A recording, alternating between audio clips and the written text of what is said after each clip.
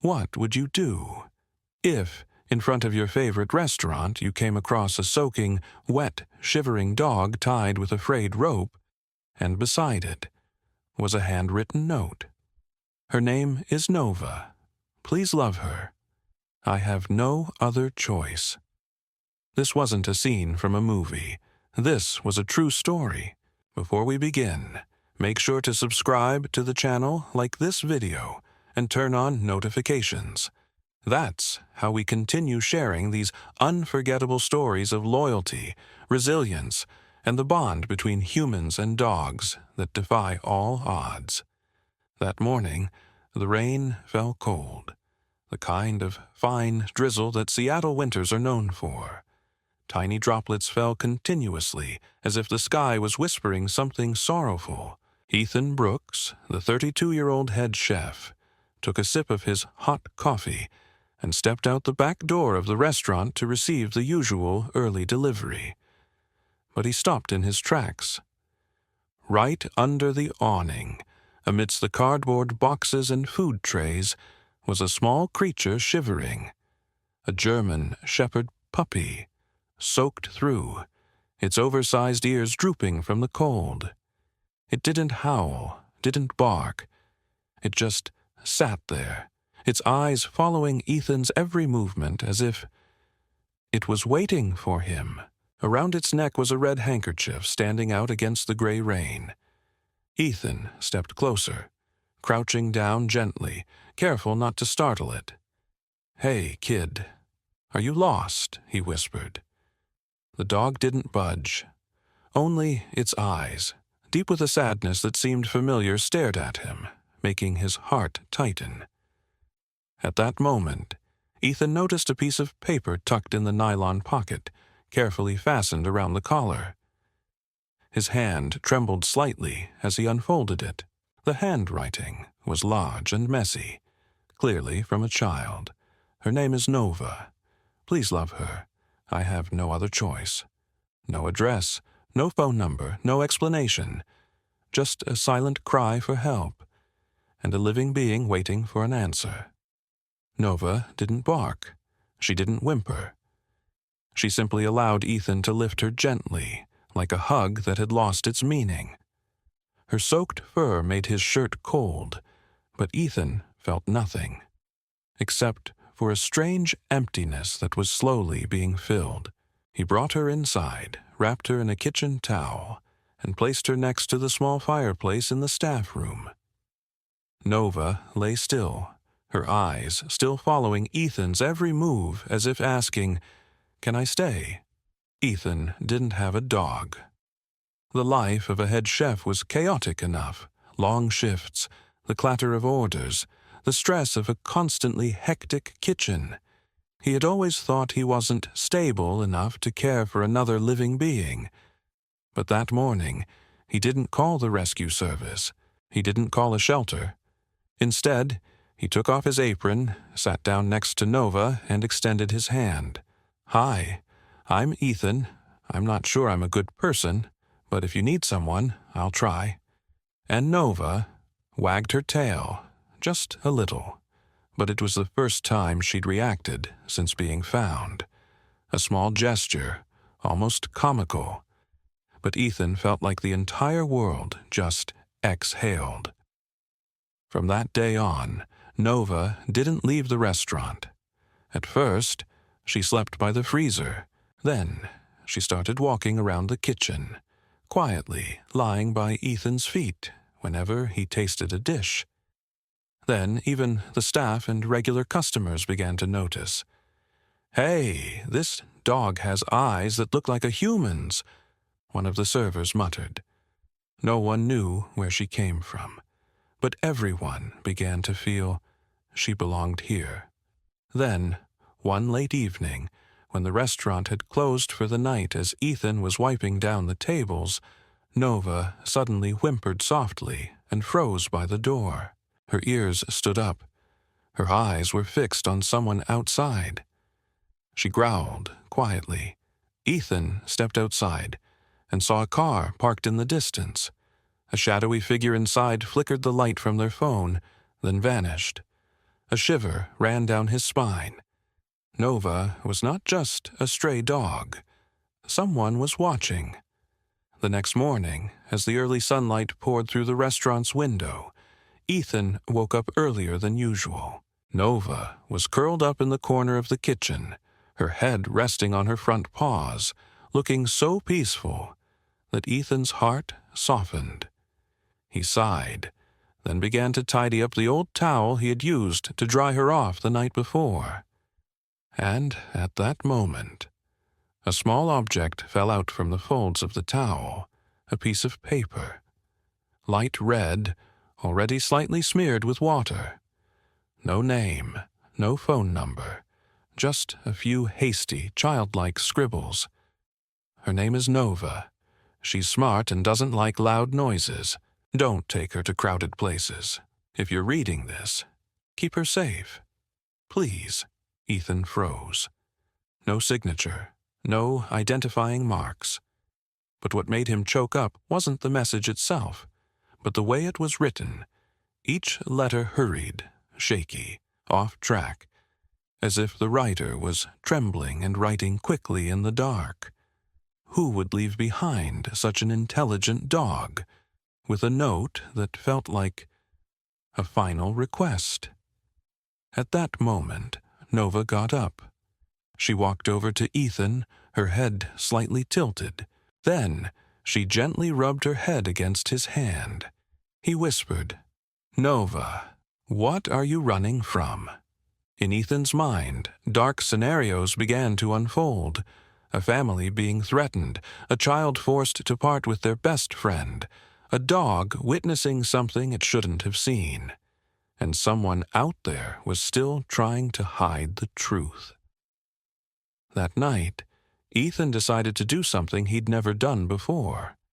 He posted a short message with a picture of Nova on the local community forum, not to find its owner, but to reach someone who is silently watching from the shadows. He wrote only, "I don't know where Nova came from, but if you ever loved it, or ever hurt it, know that it is safe now, and I will keep it as I would keep a part of my own heart." The post was shared hundreds of times within a few hours. But along with that, an anonymous message appeared in the restaurant's inbox. Take the post down, or be prepared to lose it, just like the others before. Ethan clenched his phone. Nova's eyes flashed with tension, as if they had understood that something had just changed. The game of truth and danger had officially begun. That night, Milwaukee wasn't very cold, but a strange draft crept down Ethan's spine as he locked the restaurant door. Nova had fallen asleep under the kitchen counter, but its ears were still up, like little radars, always ready to hear things that humans couldn't. Around 2 a.m., a faint sound echoed from behind the storage door. At first, Ethan thought he was imagining it. But Nova didn't move. It raised its head, eyes wide, staring intently into the dark end of the hallway. "Someone's here," Ethan whispered, his heart racing. Then, boom! The storage door burst open. A shadowy figure slipped through the gap, moving quickly like a shadow, crouching low, carrying something in their hand. Not a petty thief, but someone who seemed to be searching for something. Or someone. Ethan stepped back, his heart pounding. But just then, Nova leaped up, not barking, not growling, but darting like a lightning bolt towards the intruder. In an instant, Ethan heard struggling and low growls, sounds that couldn't come from a small 3-month-old creature. The intruder panicked, stumbling back into the stainless steel shelf, causing bottles to shatter. Nova didn't bite. She just held his wrist with a dominant posture, pinning him against the wall, her gaze unwavering. Ethan quickly turned on the lights. The man, a stranger dressed in black, with a mask covering his face, screamed in panic, then seized the opportunity when Ethan was still dazed. pushing Nova off and fleeing.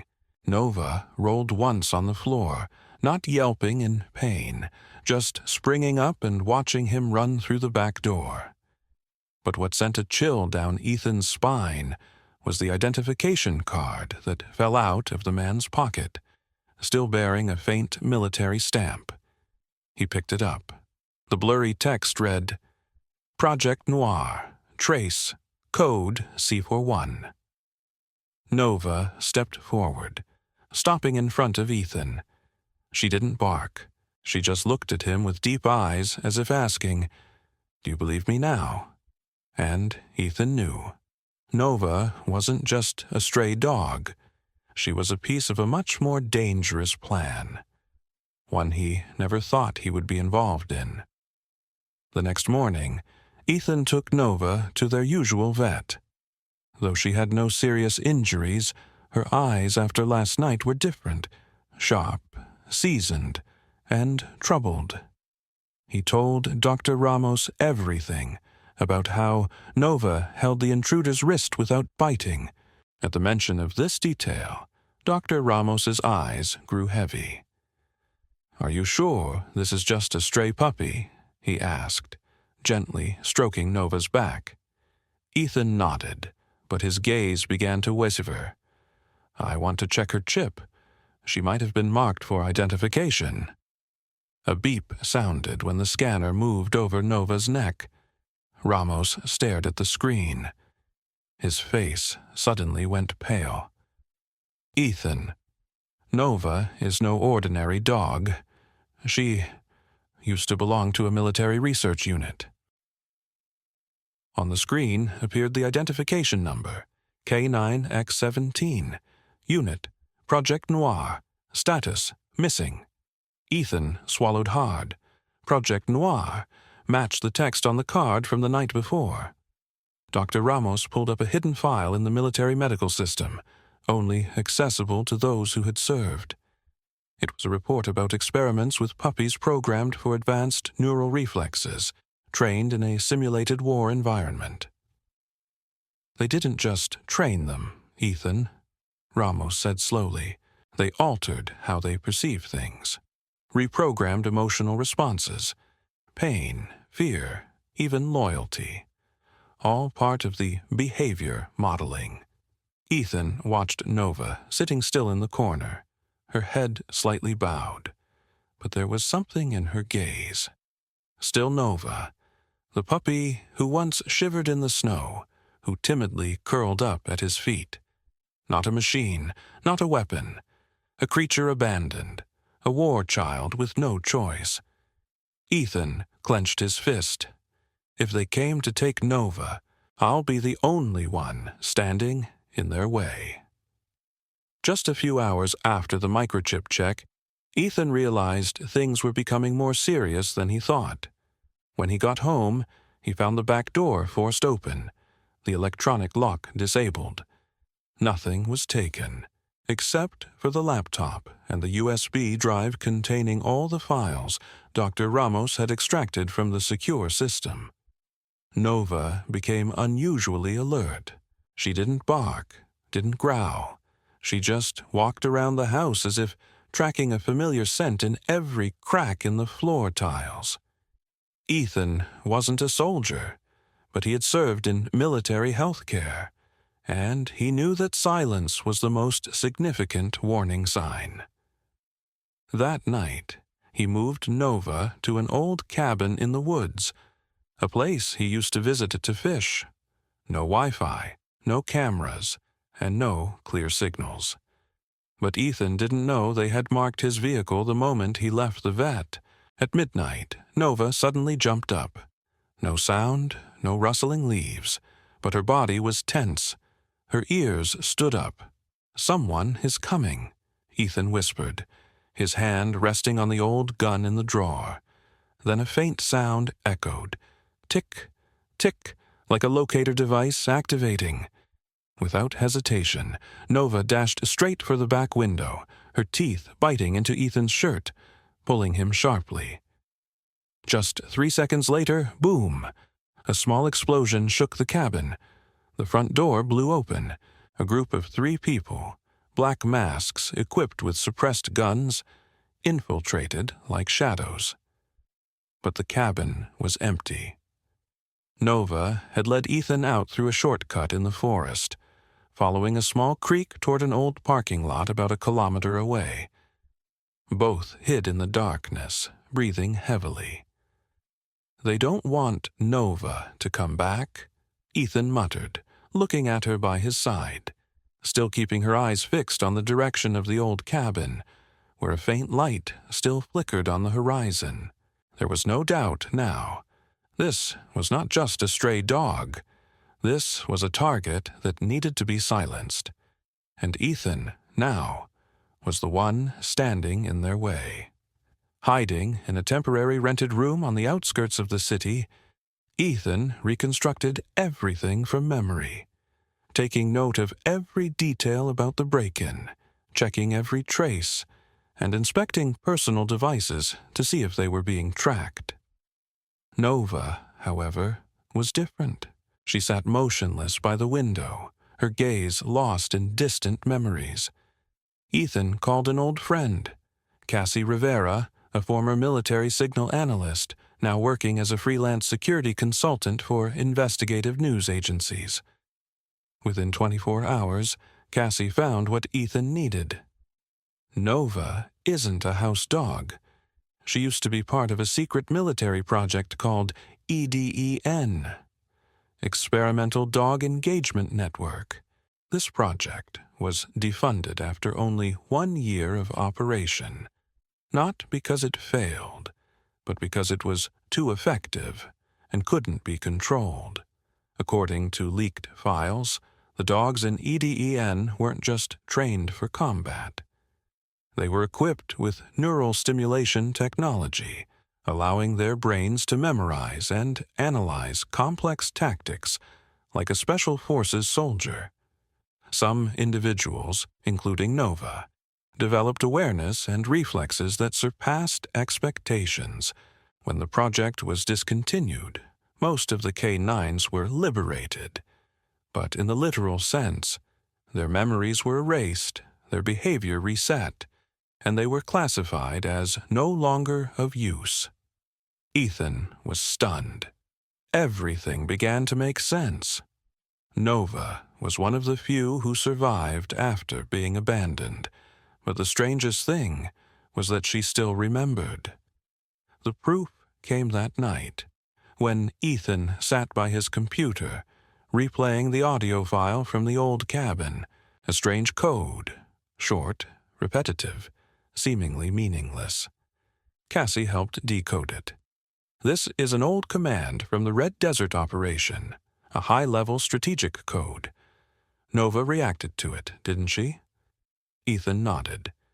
Nova was not only alive, she still retained the core of a warrior, and that was the reason someone wanted her gone forever. Ethan knew they couldn't keep running forever. It was time to bring the truth to light. Ethan and Nova had no way out.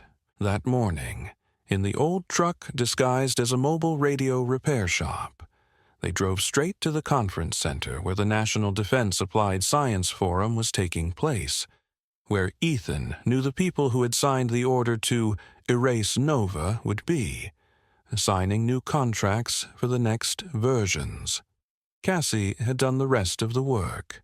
She created a secret presentation, including the video from the warehouse camera, where Nova saved Ethan from the attacker, the recovered original chip data, proving Nova belonged to the EDEN project, a special audio clip, Nova reacting precisely to a command that was believed to be lost 6 years ago, and finally, the photos of Nova, chained, emaciated, discarded like broken equipment, accompanied by a cold note in the records, "Out of use, transfer to destruction."